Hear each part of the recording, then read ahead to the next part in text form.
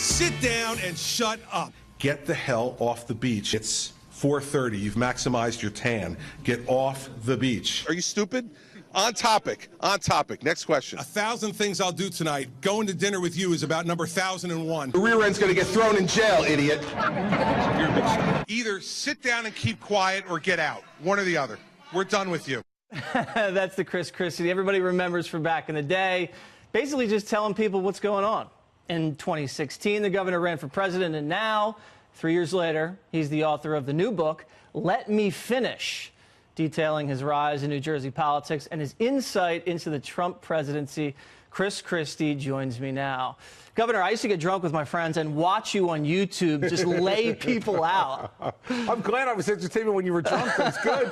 Well, you're my entertainment now. I love your show. Well, thank you very much. You have great taste. Now, unlike a lot of the other people that interviewed you, I actually read this thing. I know, and I'm going to be able to tell right away. I tell the people who didn't read it. Well, I skipped the New Jersey part. I went straight to the 2016 campaign. Okay. All right, I confess. Now, in the campaign, you really went after Marco Rubio hard. I did. You actually, a very famous moment of the campaign was when you got him so flummoxed he started repeating himself in the New Hampshire debate. Let's roll that and then talk about it.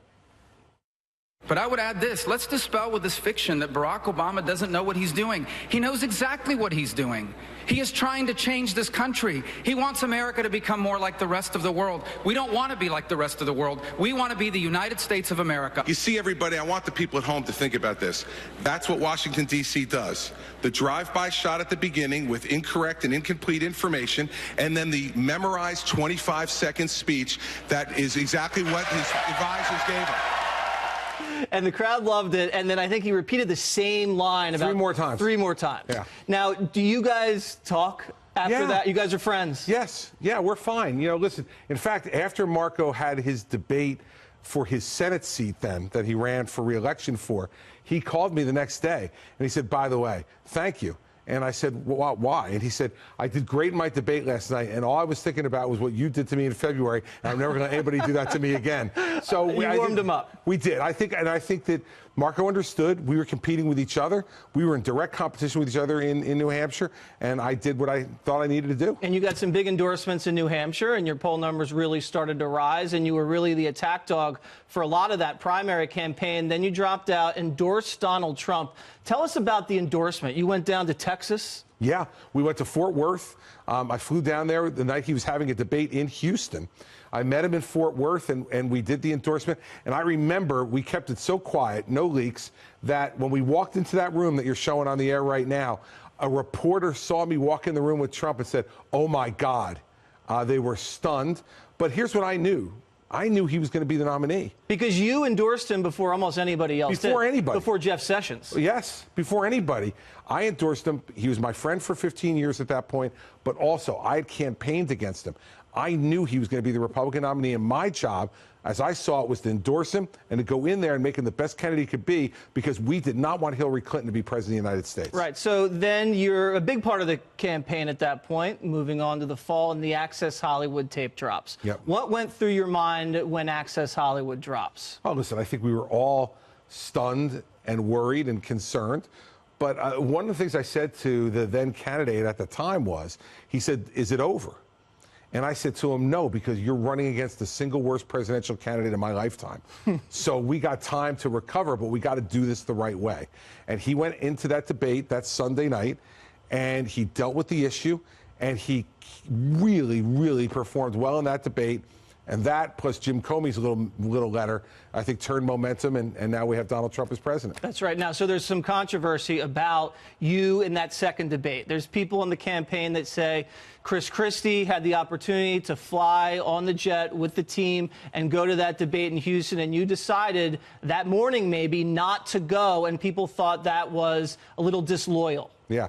Well, listen, that's Steve Bannon, who just making stuff up, telling me if either you're on the plane or you're off the team. It's typical Steve drama that was completely made up. I made it really clear. I called that morning and said, listen, I'm the only elected official here, and you haven't yet answered these questions. And if I go there, they're going to be all over me to answer these questions. I want you to answer them first. Same reason I didn't go on Sunday morning shows that Sunday before the debate. And President knew full well I wasn't going.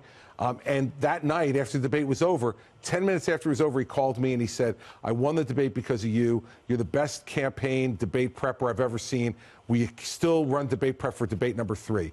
So this whole idea that I was off the team, I was there, and then on election night, I was in his apartment with he and Melania and Barron and the rest of the family watching election returns. So another Steve Bannon fiction. Okay, and that was a great night, that election night. It was an amazing night. Amazing, historic. No one comeback. thought it, Jesse. No one thought it was going to happen when the exit polls came in at 5:30, showing Hillary Clinton was going to win 350 electoral votes. Believe me, down the street at Trump Tower, there was a lot of consternation. But it made it only better when those returns came in and it went our way. And he was one very happy man that night. You were in the running for, I believe it was Attorney General and maybe another cabinet position. And you were also in charge of the transition. Now Chris Christie's out writing books. He's not in the White House at all. What happened? Well, I was in the running for vice president. It came down to me and Mike Pence, and he selected Governor Pence. And I love Governor Pence, and I think he was a good choice.